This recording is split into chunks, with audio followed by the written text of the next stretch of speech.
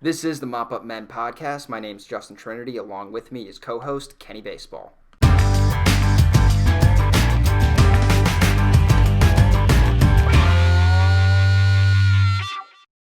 So the first big free agent signing of the offseason was last week. It was the Braves signed Charlie Morton to a 1-year, $15 million contract to slide into the Braves rotation. Charlie Morton, of course, is a big-time, well-known postseason starting pitcher. He's got the most Game 7 victories of any starting pitcher in the history of baseball, and is kind of known as that stopper, that postseason stopper. When Charlie Morton's got the ball in the postseason, you feel like you've got a chance to win the ball game. Kind of like a Orlando Hernandez with the Yankees, a John Smoltz. I don't know if he's quite a Madison Bumgarner. I don't know if he's going to be able to throw 50 shutout innings like Bumgarner could in the postseason, but he's kind of known as that big game pitcher. And the Braves, who got to the National League Championship Series last year, I think they feel like Morton kind of puts them over the top. When you got Charlie Morton pitching Game 3 and Game 7, you're feeling pretty good about your chances in that series. What are your initial takeaways from the Charlie Morton signing, from the Braves' perspective and from the perspective of the other four teams in the National League East? I think it's a solid signing for them, and I see where they're coming from with that, because they were up on the Dodgers 3-1, and they needed that one guy to put the series away, and especially when it went to Game 7, which was a close game. It wasn't like the pitching let them down, really. I mean, maybe like one big hit here, but like a guy like Charlie Morton, they're looking at him as somebody that can put a series like that away, and I think that directly, them losing that series, this is like a direct answer. A move like this is a direct answer to that, because Charlie Morton is known as that guy that comes into big games or comes into elimination games, and he's able to close the door on the other team. He's not necessarily somebody that every single time he steps out there in the postseason he's going to be shut out, because he's gotten hit around in some postseason starts. It's not like he's perfect out there. Like Bumgarner had a great to nearly perfect World Series record. And that's not what Charlie Morton is. He's more of the guy that'll come in there in an elimination game, a Game 7, and he will shut you down. I don't even know how you can really, like, where do you categorize that, because it's like a unique thing for him, because he's good in those situations, but he hasn't been as good in a regular postseason game, like a Game 3 of the ALCS, a Game 4. He's gotten battered around, and he hasn't pitched great in those regularly.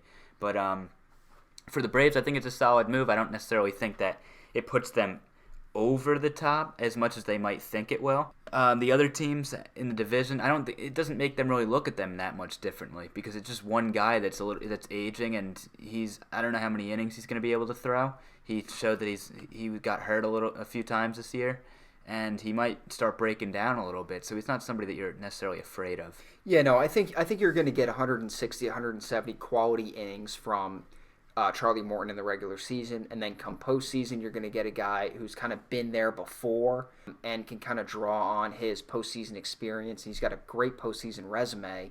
I think of a guy like Orlando Hernandez, where later in his tenure with the Yankees, when he didn't have quite the sharpest stuff that he did in 1998 and 1999. But, I'm thinking of the 2001 World Series when he had a mid-80s fastball against the Diamondbacks. He was able to work himself in and out of trouble because he had that experience to draw back on. Guys like Andy Pettitte, they have experience in the postseason to draw back on. You look at a guy like Charlie Morton, he has been there. He's got 61 postseason innings under his belt. 56 of those have come in the last 4 years. So that's what I see the Braves paying for more than the regular season innings, regular season numbers. Because they do have a number of quality starting pitchers. They picked up Drew Smyly. You want to look at past their starting five. They've got Kyle Wright. They've got Bryce Wilson. So they have a number of guys that they can plug into the rotation behind Max Fried, Ian Anderson, Mike Soroka. Kind of their big three, their new big three that they look to try to win the division. But like you said, I don't really see a lot of the other teams in the National League East sort of panicking about this. I think the Mets, the Phillies, the Nationals, and the Marlins are all one or two moves away from putting themselves ahead of the Braves in the 2021 NL East projections to win the division. So right now, I think the Braves are the team to beat in the National League East. They won their division for, I think, the second year in a row. But I don't really see the Braves that much better than the Phillies, the Mets, the Marlins, the Nationals. If any of those teams went out and signed a big-time free agent or acquired a big player in a trade, I could easily see them sort of leapfrogging the Braves. But, going down to the actual Charlie Morton signing, I like the deal.